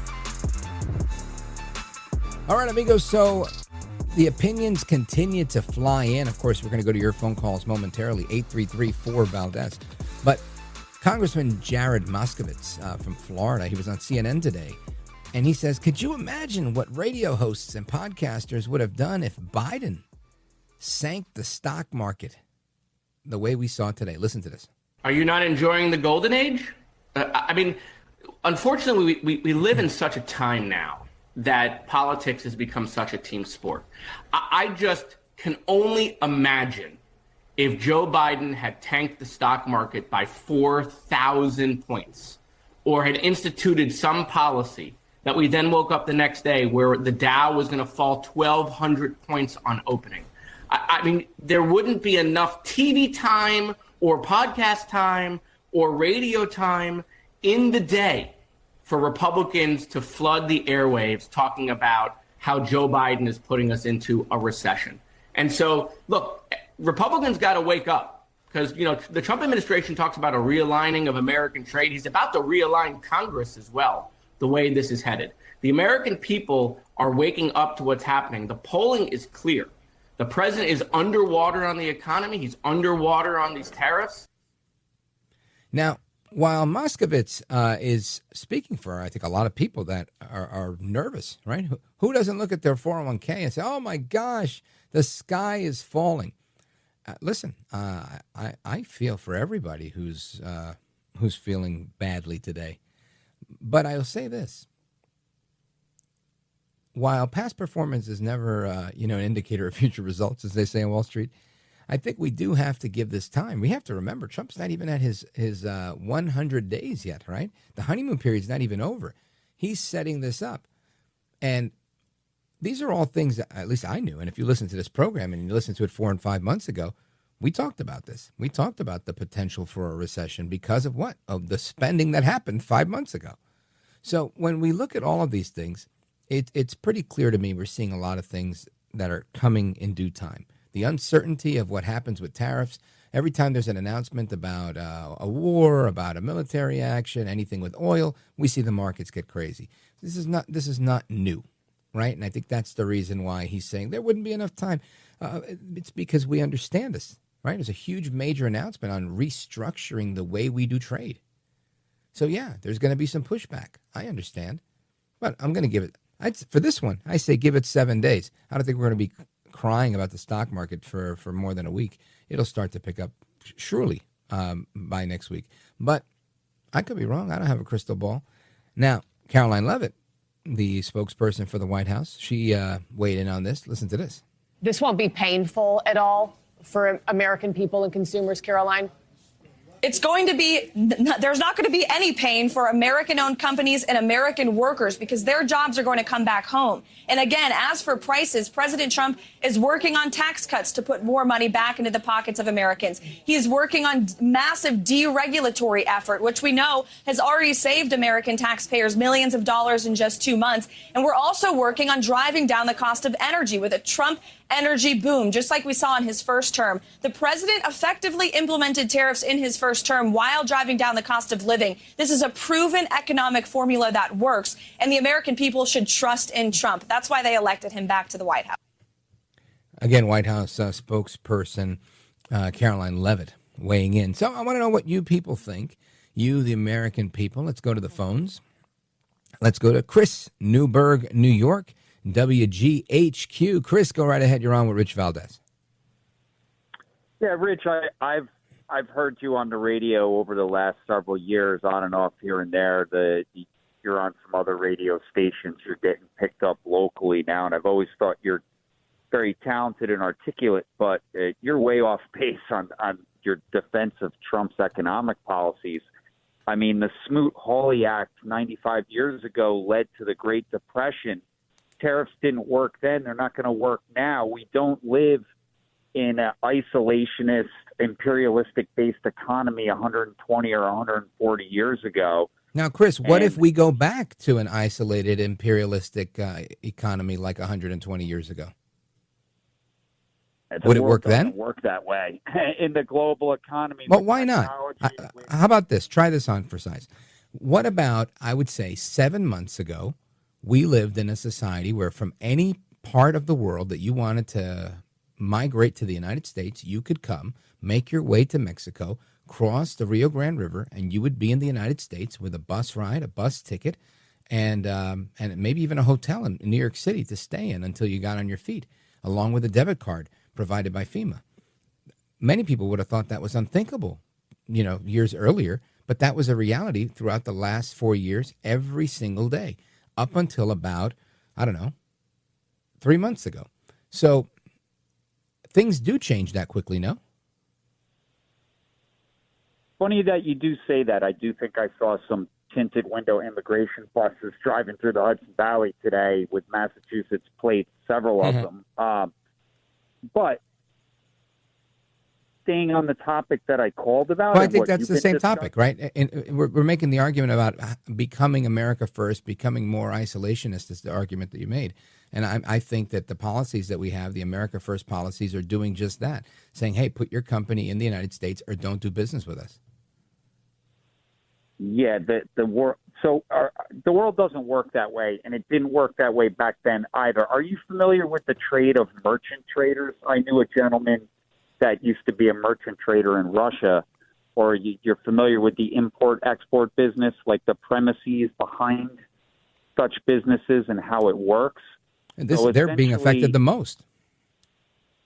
Okay, so there's certain geographical regions of a country as big as the United States where there's certain products that grow agriculturally, or there's things that are produced in manufacturing. Same is true from around the world. Yes. But to answer part of the question you asked me, the Apple Corporation stated that if only 10% of the components from their iPhones were manufactured in the United States now, that it would take $1,000 cell phones, which obviously are ridiculous that a cell phone costs $1,000. It would make them cost $3,500.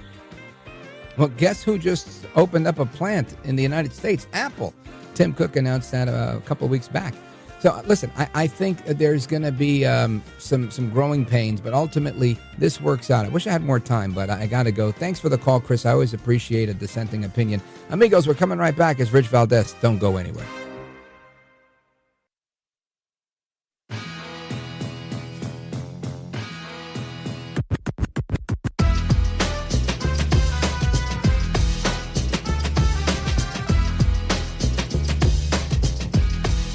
Rich Valdez, who, again, will do a fine job, but I know you'll enjoy listening to it. This is America at Night with Rich Valdez.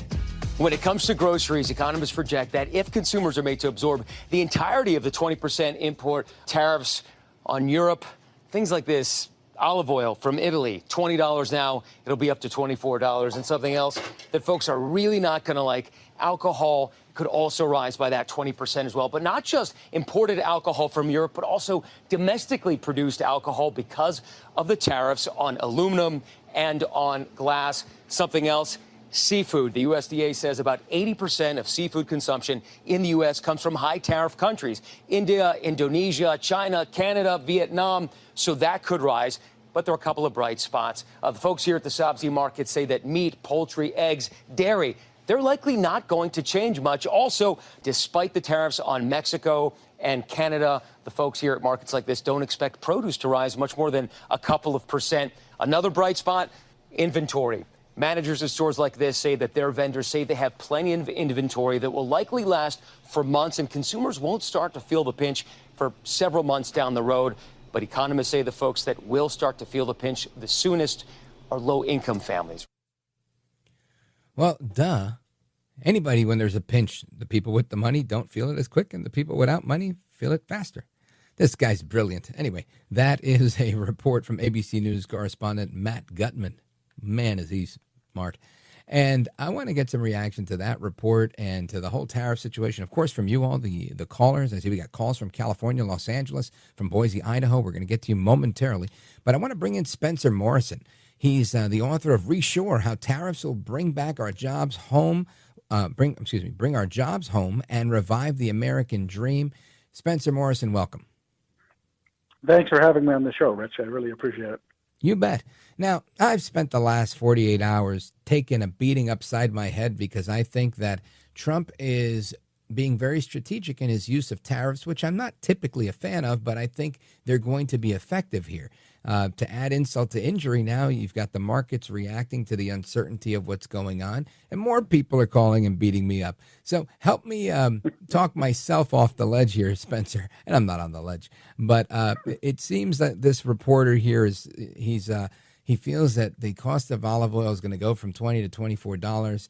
And I agree. There are things that are going to go up, and it's up to us whether we're going to continue to buy them or not. What say you? Yeah, well, anytime there's a large policy shift, and just to be clear, this is a seismic policy shift. Yeah. America has been on the economic globalist train for the last 50 years, and this is the first time that an American president is standing up for an America First trade agenda. The reality is that, since 1974, America's run a large chronic trade deficit every single year. The cumulative value of that trade deficit is over $25 trillion. $25 trillion, okay? That's money that was sent abroad rather than building the products here. We didn't invest in factories here. We didn't invest in technology. So really, what America's done over the last 50 years is we funded the economic development of China, of Mexico, of Vietnam, of just about everywhere in the world. Meanwhile, America's industries have been decimated. Infrastructure dilapidated. Millions and millions of people are out of work. So what President Trump has done with these reciprocal tariffs is he's really realigning the economy from a consumption-based economy to a production-based economy. And I think there's going to be some short-term pain. The hope is that there'll be long-term gain. Now, this is, I think, a wise thing to do for the long haul because, like you said, how much longer could we have been on the receiving end of that, or where we're giving all of the breaks and not getting any. I can't see the market staying down forever. What do you think about that? No, I mean, the markets are going to bounce back and recover. I mean, anytime there's something like this happens, where there's a big policy shift, the markets, have a knee-jerk reaction. There's lots of reasons for that. From an investment perspective, there could be people who are shaking out the weekends, so to speak. But the reality is that these tariffs are going to drive an enormous amount of investment in America because tariffs are the price to pay for access to the American market. And we have to remember, America is the biggest consumer market in world history. Everybody wants a piece of the American consumer market, and they're not paying for it right now. They're not being charged taxes, and they're not reciprocating. So foreign countries like China, they're able to sell their products in America, but American companies are not free to sell our products in China, right? So there's an asymmetrical trading relationship here where America is being bled dry, and we're not getting anything out of the bargain on our end. So, I mean, markets are going to bounce back because the economy is going to bounce back in a big way. Now, and I totally agree with that. I'm thinking by next week we're going to see the market starting to stabilize because the reality is this, like you said, this is use your word, a seismic shift. But moreover, a necessary one. And I think the part, and you tell me your thoughts on this, you wrote the book on it, but I can't see how, while I see tariffs being a long-term policy, I don't think that the strategy is going to be, the effect is going to be that long-term, the negative effect, right? I think the people are going to decide, all right, if we want to do business in the United States, we want a piece of that market, we're going to do what Trump said. We're going to move our factory there. We're going to do what we got to do if we're going to do business there. If not, and I think people are going to figure that out too. When eggs went up, when everything else went up during COVID, some people shelled out the money for it, others didn't. Eventually, this stuff it becomes more stable.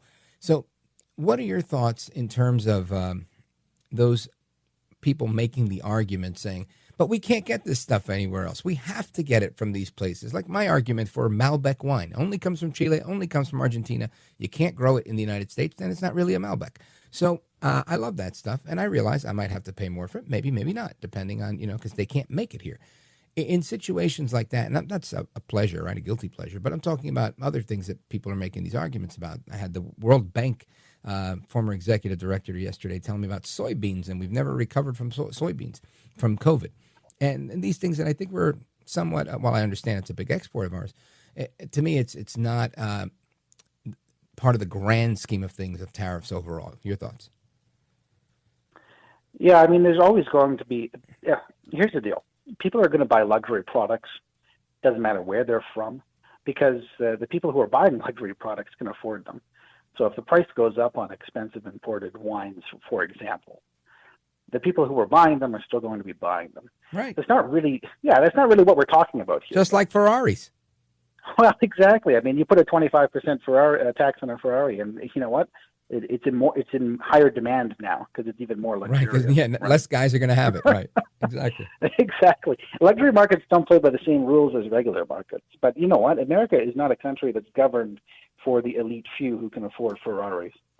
America is, and we've heard it time and time again, I mean, America is a country by the people and for the people. And what President Trump is doing right now is he's realigning the international trade system from benefiting the few elites, the people who own all of this capital, and he's realigning it towards a worker-based economy. A really good, and you know what? I got to say this because nobody ever talks about this. America is not a shopping mall. America is not an economy. It's not a gas station. America is a nation of people who are bounded together by tradition and by blood and family relations. I mean, we have to put it in perspective.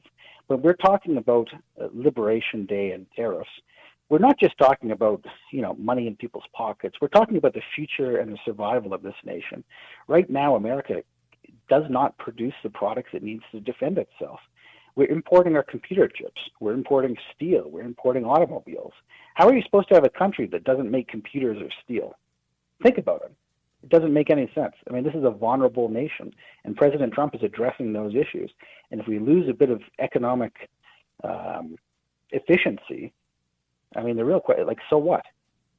We have a nation we have to protect. Yeah, I'm totally with you. It's exactly what I'm thinking. The long-term consequence is far outweighing the short-term discomfort, in my opinion. Folks, the book is Reshore, How Tariffs Will Bring Back Our Jobs Home and Revive, I keep saying that wrong. How Tariffs Will Bring Our Jobs Home and Revive the American Dream. We're on with the editor-in-chief of the National Economics Editorial, Spencer Morrison, and we're going to come right back. This is America at Night with Rich Valdez. Call now, 833-4VALDEZ. That's 833-482-5337. 833-4VALDEZ. That's Valdez with an S.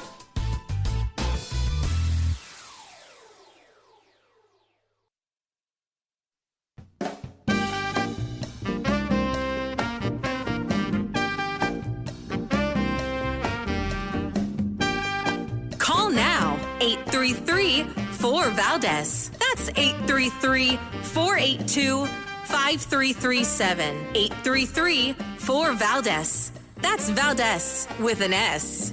We certainly need to bring manufacturing jobs back to the United States of America. Is something that we as House Democrats are committed to doing, building upon the work that was done in the prior administration. But these ham-handed tariffs done in such a over-the-top fashion is not strategic. Nothing that Donald Trump and Elon Musk in the administration have been doing over the last 70-plus days is strategic. It's chaos, it's crisis, it's confusion. There's a lot of corruption wrapped up into it, and it's causing great harm. They are crashing the economy in real time here in the United States of America.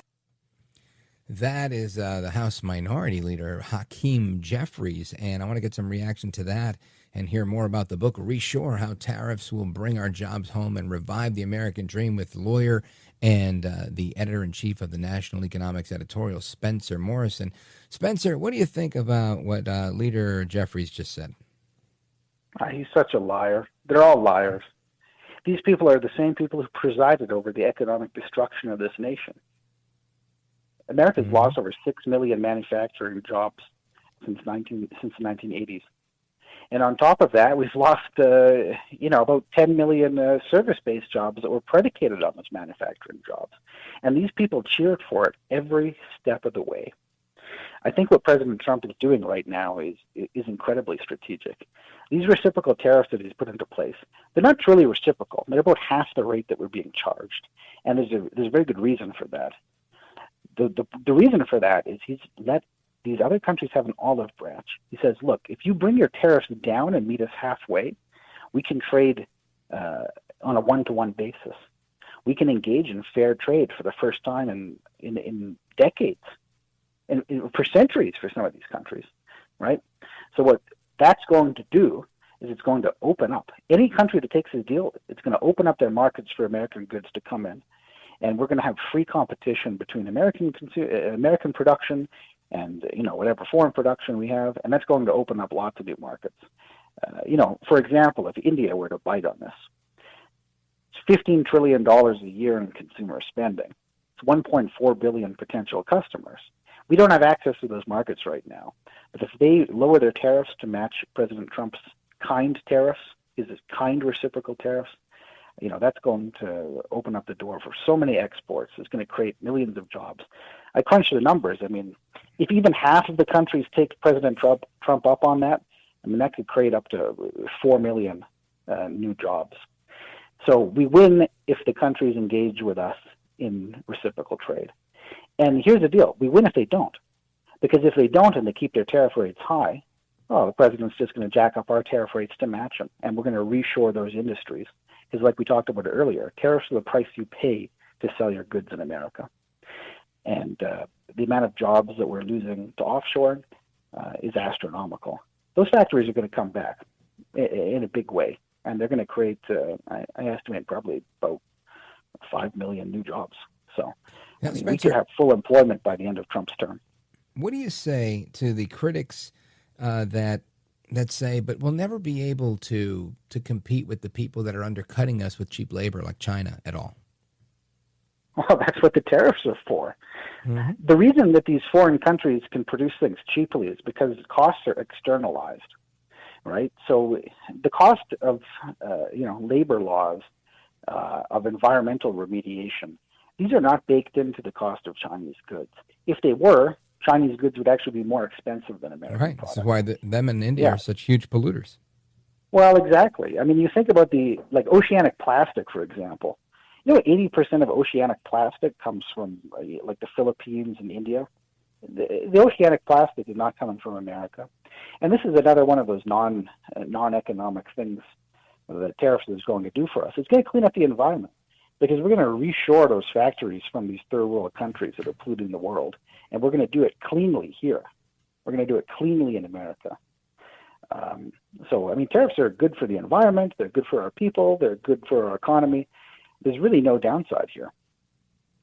Spencer, excellent conversation. Let everybody know how they get a copy of your book, Reshore, How Tariffs Will Bring Our Jobs Home and Revive the American Dream. Yeah, you can get the book on Amazon right now. We're doing a 25% off Liberation Day special. 25% off the book right now. It's sale ends tomorrow. You can also get the book directly from Calamo Press. And I would be very honored if you want to stay up to date on all the Liberation Day and tariff news. Give me a follow on Twitter or X. My handle is RealSPMorrison. Outstanding. Thank you for being here, brother. I appreciate it. Godspeed to you. Good luck with the book and everything else you're doing. We'll talk again real soon. God bless you, my friend. Good night. You bet. And amigos, your calls are coming up right now. It's the speed round. Don't go anywhere. This is America at Night with Rich Valdez.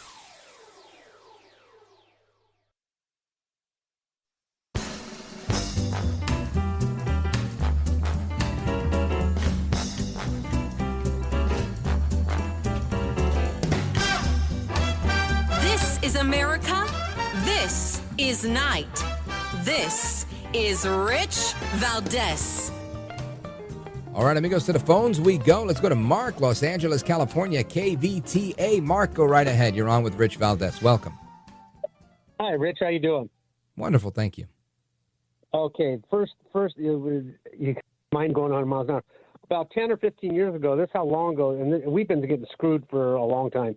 I had a machine, it's a water ionizer. The price is about $4,000. And my friend, I was going to sell one in Vietnam. And I checked the freight and everything. He just said, let me know what the freight is, and I'll send you a check. So I did that, and I was going to send it to him. And then we found out that Vietnam, instead of $4,000 plus the freight, it was going to be $8,000. Okay, they were doubling the price, and my friend didn't buy it. So, we're not going to sell anything in there. And the same thing when Trump said with India, if you sell them a $10,000 Harley, it's going to cost them $20,000. Nobody's going to buy it. Okay, right. And I grew up in the garment industry, and it was a wonderful business. It's gone. It's gone in the United States. Everything, you make a men's dress shirt. They were bringing it in for like $1.50, and you couldn't make it here for $20. Right. I mean, but that was coming from China and Vietnam and everywhere else. But we couldn't touch their labor. And a lot of that still is the case today, which is exactly why we need to do this and keep the squeeze play on. I think you're 100% right. Thank you for your call, brother. I appreciate it. Mark in Los Angeles, California, KVTA. Let us continue. I want to go to Jerry, San Rafael, California, KNCO. Go right ahead, Jerry. Hey, thanks for taking my call. I'm just curious how we figure that if a company that moved out of the United States because it was too expensive to pay our workers here, how they're going to come back, build or buy a factory and pay American workers, and somehow that's going to be cheaper than a 10% tariff when they're making it in China, when they're paying people 90 cents a day or something. Yeah, well, again, it's not always going to be cheaper at 10%. That's why I think the tariffs are going to continue to increase. The pressure is going to continue on China specifically, and that's an opportunity to make money. This is where I think you have to start to look at how people are going to start to buy. Right? People are going to say, "Well, what am I going to buy then? I'm going to buy this." I think ultimately it's not. China's not going to be able to. I agree with the premise of your question is, can we truly, totally compete with China? I think, yes, we can eventually. Can we do it today? No. Does that mean everybody gets to stay in the game? No. Some people will be eliminated from the game, which will create new opportunities for others and better opportunities down the road. But, yeah, the squeeze play will continue a little bit before we get there. And, yeah, I think the days of really, really, really, really cheap stuff for now, I think they're over for a little bit until we get back into where we need to be, right? And that's going to take a little time, but I think we get there. Thanks for the call, brother. I want to give a shout out to John in Reno, Nevada, who's streaming the show tonight. Joe in Salem, Arkansas, KSAR, KDKA, KBOI, and everybody else out there. Hasta la próxima. Take care. Good night. And God bless you, America. I'm Rich Valdez.